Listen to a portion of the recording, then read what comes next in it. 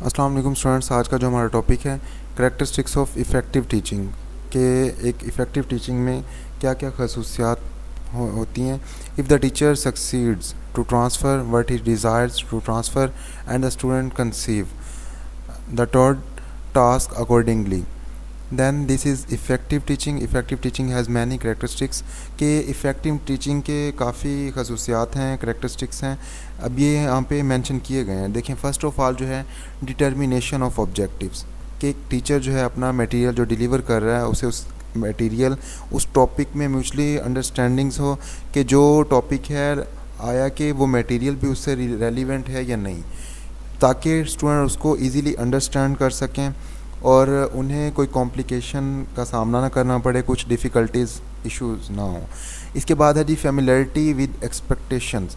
Student have some expectation from their teacher कि students की भी एक्सपेक्टेशंस होती हैं टीचर से कि टीचर जो है हर स्टूडेंट को इक्वल लेके चले, फेवरेटिज़म पे ना उतरे और बच्चों के साथ जो है इक्वल बिहेव करें।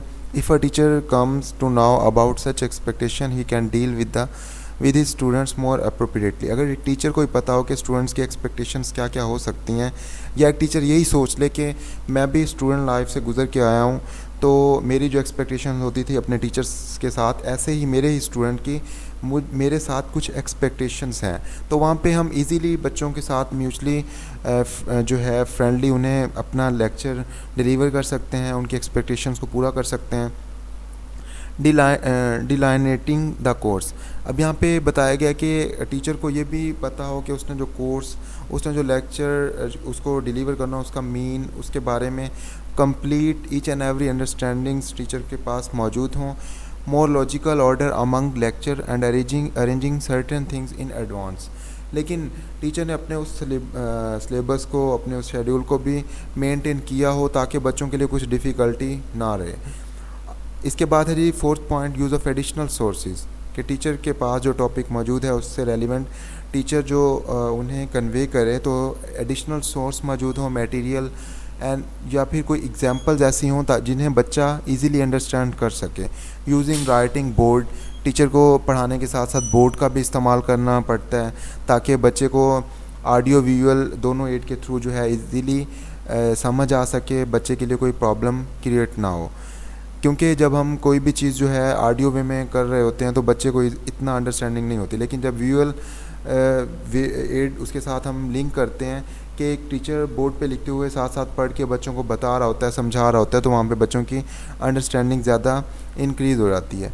ब्रेकिंग ऑफ प्रेजेंटेशन, टीचर को ये भी जो है मेंटेन करना आता हो, मैनेज करना है कि बच्चों की प्रेजेंटेशन लेनी है, किस तरह से उनको मेंटेन करना है, किस तरह से टाइम मैनेजमेंट करना है।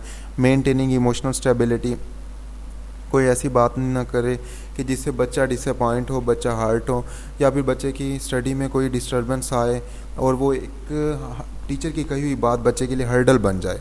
तो ये चीज़ें क्या है कि इन चीज़ों का खासा ख्याल रखना पड़ता है टीचिंग लाइफ में। नॉलेज ऑफ स्टूडेंट बैकग्राउंड के स्टूडेंट के अबाउट पता हो, स्टूडेंट के बैकग्राउंड ये नहीं कि स्टूडेंट कितना फाइनेंशियली स्ट्रॉन्ग है, कितना जो है फाइनेंशियली लो है, ये बैकग्राउंड नहीं, कि नॉलेज ऑफ स्टूडेंट्स के इतना आइडिया हो कि जो स्टूडेंट को जो पढ़ाया जा रहा है वो उनके कितना उसे अंडरस्टैंड कर सकते हैं, या आज का लेक्चर जो डिलीवर किया है स्टूडेंट के लिए कुछ ज़्यादा तो नहीं है। इन चीज़ों का भी टीचर को पता होना ज़रूरी है।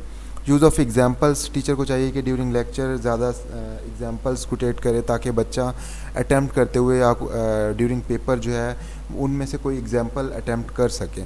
फोकसिंग आइडियाज़, ज़्यादा से ज़्यादा आइडियाज़ को डिस्कस करें ताकि आइडियाज़ को डिस्कस करने से या केस स्टडीज़ जब हम डिस्कस करते हैं तो बच्चों की अंडरस्टैंडिंग लेवल वहाँ पे इंक्रीज़ हो रहा होता है। इस्टेब्लिशिंग रूल्स, डिसिप्लिन का पाबंद होना चाहिए, डिसिप्लिन को फॉलो करने वाला होना चाहिए एक अच्छा टीचर। तो ये सारे करैक्टरिस्टिक्स हैं एक अच्छे टीचर के, लेकिन ये करैक्टरिस्टिक्स टीचर में मौजूद होते हैं या मौजूद होने चाहिए क्योंकि बच्चा एक्सपेक्ट कर रहा होता है अपने टीचर से ये पॉइंट्स।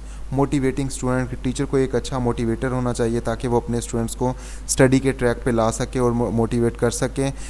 इसके अलावा telling the importance of lesson, कि जो लेसन टीचर पढ़ाने जा रहा है उसके अबाउट टीचर को ये आइडिया हो कि टीचर बच्चों को मतलब बता सके कि इस लेसन की इम्पोर्टेंस क्या है, मतलब कि ये जो लेसन उसे पढ़ाया जा रहा है वो कितना इम्पोर्टेंट है according paper point of view से या क्विज़ या किसी भी टेस्ट के अकॉर्डिंग अगर देखें।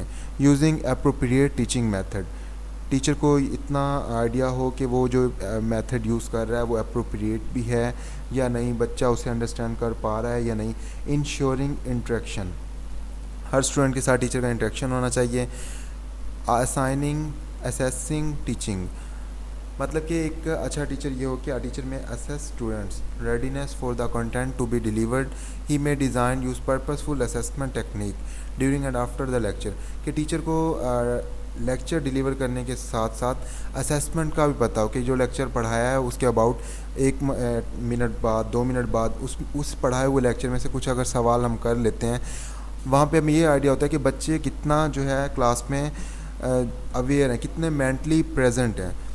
इसके अलावा refreshing the art of teaching, competent of effective teaching, ये अब कंपोनेंट्स इफ़ेक्टिव टीचिंग के नेक्स्ट लेक्चर में हम इन्हें डिस्कस करेंगे कि इफ़ेक्टिव टीचिंग के कंपोनेंट्स क्या क्या होते हैं।